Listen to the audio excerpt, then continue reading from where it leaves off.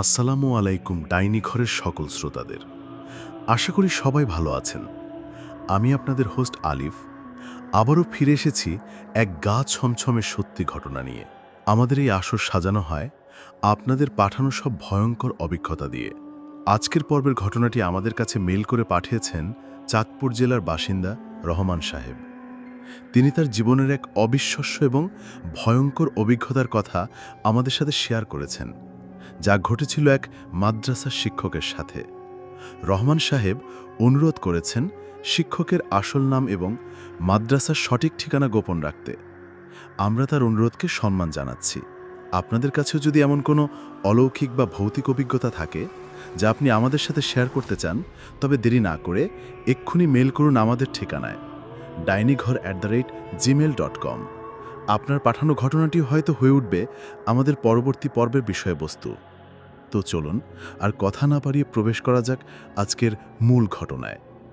কানে হেডফোন লাগিয়ে নিন, চারপাশের আলো কমিয়ে দিন আর প্রস্তুত হন এক শীতল স্রোত অনুভব করার জন্য। ঘটনাটি আজ থেকে প্রায় বছর 10 আগের। মাওলানা হামিদুর রহমান সাহেব একজন অত্যন্ত জ্ঞানী, ধার্মিক এবং সাহসী মানুষ। পড়াশোনা শেষ করে তিনি শিক্ষক হিসেবে যোগ দেন গ্রামের এক প্রান্তে অবস্থিত এক প্রাচীন মাদ্রাসায়। মাদ্রাসাটি বেশ পুরনো, প্রায় 100 বছরের বেশি তার বয়স। স্থানীয়দের মতে এই মাদ্রাসা যে জায়গায় তৈরি, সেখানে একসময় ছিল এক বিশাল জমিদারের বাগান বাড়ি এবং তার পাশেই ছিল এক পারিবারিক কবরস্থান। কালের বিবর্তনে সেসব হারিয়ে গেলেও কিছু পুরনো কথা বাতাসে ভেসে বেড়াত। মাদ্রাসাটির পাশেই ছিল এক বিশাল দিঘি, যার জল ছিল কাচের মতো স্বচ্ছ কিন্তু অস্বাভাবিক রকমের ঠান্ডা। আর দিঘির পার ঘেঁষে দাঁড়িয়েছিল এক বিশাল বটগাছ, যার ঝুড়িগুলো মাটির গভীরে প্রবেশ করে এক অদ্ভুত ভয়ের পরিবেশ তৈরি করে রেখেছিল। হামিদুর রহমান সাহেব এসব কথায় কান দিতেন না। তিনি আল্লাহর উপর ভরসা রাখতেন এবং মনে করতেন, যার মনে বিশ্বাস অটুট, কোনো অশুভ শক্তি তার ক্ষতি করতে পারে না। তিনি মাদ্রাসার ছাত্রদের খুব স্নেহ করতেন এবং নিজের দায়িত্ব নিষ্ঠার সাথে পালন করতেন। মাদ্রাসার একটি ছোট ঘরেই তার থাকার ব্যবস্থা ছিল। ঘটনার শুরু এক অমাবস্যা রাতে। সেদিন মাদ্রাসার বাৎসরিক পরীক্ষার প্রস্তুতির জন্য অনেক রাত পর্যন্ত কাজ করছিলেন হামিদুর সাহেব। ছাত্ররা সবাই নিজেদের ঘরে ঘুমাচ্ছে। পুরো মাদ্রাসা জুড়ে এক কবরের নিস্তব্ধতা। শুধু ঝিঝি পোকার ডাক আর দূর থেকে ভেসে আসা দু একটা কুকুরের ডাক সেই নিস্তব্ধতাকে আরও গভীর করে তুলছিল। রাত তখন প্রায় 2-1। কাজ শেষ করে নিজের ঘরে যাবার জন্য লাইব্রেরি থেকে বের হলেন হামিদুর সাহেব। লম্বা বারান্দাটা পেরোতে গিয়ে তার কানে এলো এক অদ্ভুত শব্দ। কেউ একজন খুব মধুর কণ্ঠে কোরআন তিলাওয়াত করছে, কিন্তু সুরটা এতটাই করুণার বিষণ্ণ যে শুনলে বুকের ভেতরটা মোচড়ে দিয়ে ওঠে। তিনি অবাক হলেন, এত রাতে কে তিলাওয়াত করছে? তিনি শব্দের উৎস ধরে এগোতে লাগলেন। শব্দটা আসছিল মাদ্রাসার সবচেয়ে পুরনো ক্লাসরুমটা থেকে, যেটা সাধারণত ব্যবহার করা হতো না। ঘরটার দরজাটা সামান্য ভেজানো ছিল। তিনি দরজার কাছে গিয়ে দাঁড়ালেন। ভেতরটা ঘুটঘুটে অন্ধকার, কিন্তু তিলাওয়াতের শব্দটা একদম স্পষ্ট। মনে হচ্ছে কোনো কচিকণ্ঠের ছেলে তিলাওয়াত করছে।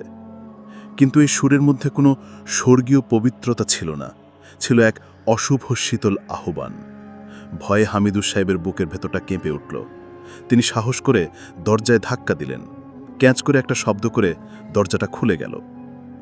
আর দরজা খোলার সাথে সাথেই তিলাওয়াতের শব্দটা পুরোপুরি থেমে গেল। তিনি পকেট থেকে মোবাইল বের করে ফ্ল্যাশলাইট জ্বালালেন।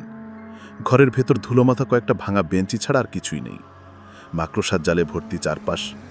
তিনি কয়েকবার ডাকলেন, কে ওখানে, কে? কিন্তু কোনো উত্তর এলো না। তিনি ভাবলেন হয়তো বাতাসের শব্দ বা মনের ভুল। কিন্তু মনের গভীরে একটা খটকা লেগেই থাকল। পরের কয়েকদিন সব স্বাভাবিকভাবেই কাটল, কিন্তু সেই রাতের ঘটনাটা তিনি ভুলতে পারছিলেন না। এর ঠিক 1 সপ্তাহ পর আবারও এক গভীর রাতে ঘটল সেই ভয়ঙ্কর ঘটনা। সেদিন ছিল ঝড় বৃষ্টির রাত। আকাশ কাঁপিয়ে বাজ পড়ছে আর সাথে মুষলধারে বৃষ্টি। হামিদুর সাহেব নিজের ঘরে বসে কিতাব পড়ছিলেন। হঠাৎ তার মনে হলো কেউ যেন তার ঘরের দরজায় টোকা দিচ্ছে। তিনি উঠে দরজা খুললেন, কিন্তু বাইরে কাক ভেজা বারান্দা ছাড়া আর কেউ নেই। তিনি দরজা বন্ধ করে আবার নিজের জায়গায় বসতে না বসতেই আবার দরজায় টোকা পড়ল, এবার একটু জোরে, পরপর 3 বার। ঠক ঠক। হামিদু সাহেবের শরীরটা কেমন যেন ঠান্ডা হয়ে গেল।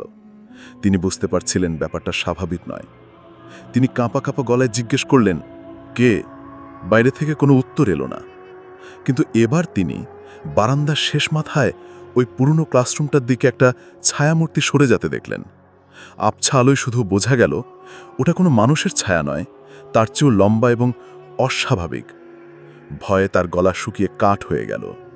তিনি দরজার খিল আটে দিয়ে দোয়া দুরুদ পড়তে শুরু করলেন। কিন্তু তার কানের কাছে কেউ যেন ফিসফিস করে বলে উঠল, ভয় পাচ্ছ কেন হুজুর? আমি তো তোমার ছাত্র হতে এসেছি। গলার স্বরটা সেই কচি বাচ্চার, কিন্তু তার মধ্যে লুকিয়েছিল হাজার বছর পুরনো কোনো এক সত্তার হিংস্রতা। হামিদু সাহেব চোখ বন্ধ করে আয়াতুল কুরসি পড়তে শুরু করলেন। তিনি যত জোরে পড়ছিলেন, ঘরের ভেতর আসবাবপত্রগুলো তত জোরে কাঁপতে শুরু করল। টেবিলের উপর রাখা পানির গ্লাসটা সশব্দে মাটিতে পড়ে ভেঙে চুরমার হয়ে গেল। ঘরের বাতিটা দপদপ করে জ্বলতে নিভতে লাগল।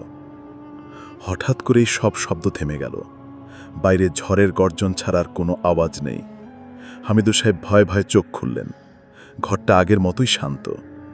তিনি সারা রাত জেগে কাটালেন। ভোরের আলো ফোটার সাথে সাথেই যেন তিনি নতুন জীবন ফিরে পেলেন। সকালে তিনি মাদ্রাসার প্রধান হুজুরকে সব খুলে বললেন। প্রধান হুজুর সব শুনে কিছুক্ষণ চুপ করে রইলেন। তারপর একটা দীর্ঘশ্বাস ফেলে বললেন, হামিদ, তুমি খুব সাহসী ছেলে, কিন্তু এই জায়গাটা ভালো না। বহু বছর আগে এই দিঘির পানিতে ডুবে এক ছোট্ট বাচ্চা মারা গিয়েছিল। সে নাকি ওই জমিদার বাড়িরই কোনো এক বংশধর। তারপর থেকে এই জায়গায় অনেকেই অনেক অস্বাভাবিক জিনিস দেখেছে। রাতের বেলা ওই দিঘির পারে বা ওই পুরনো ঘরের আশেপাশে কেউ যায় না। ওটা এখন আর মানুষের জায়গা নয়, ওটা এখন ওদের দখলে। হামিদু সাহেবের ভূশরীর দিয়ে একটা শীতল স্রোত বয়ে গেল। তিনি বুঝতে পারলেন তিনি কিসের মুখোমুখি হয়েছিলেন। সেই সত্তাটি ছিল এক অতৃপ্ত আত্মা, বা হয়তো তার চেয়েও ভয়ঙ্কর কিছু, কোনো জিন, যে বহু বছর ধরে এই জায়গায় বিচরণ করছে। সেই রাতের পর হামিদু সাহেব আর এক মুহূর্ত ওই মাদ্রাসায় থাকেননি। তিনি সেদিনই তার সামান্য জিনিসপত্র গুছিয়ে সেই গ্রাম ছেড়ে চলে আসেন। কিন্তু সেই রাতের ভয়ঙ্কর স্মৃতি, সেই করুণ কিন্তু অশুভ তিলাওয়াতের সুর আর সেই ফিসফিসানি কণ্ঠস্বর তিনি আজও ভুলতে পারেননি। রহমান সাহেব জানিয়েছেন, সেই মাদ্রাসায় এরপর আরও অনেকে এমন অভিজ্ঞতার শিকার হয়েছেন।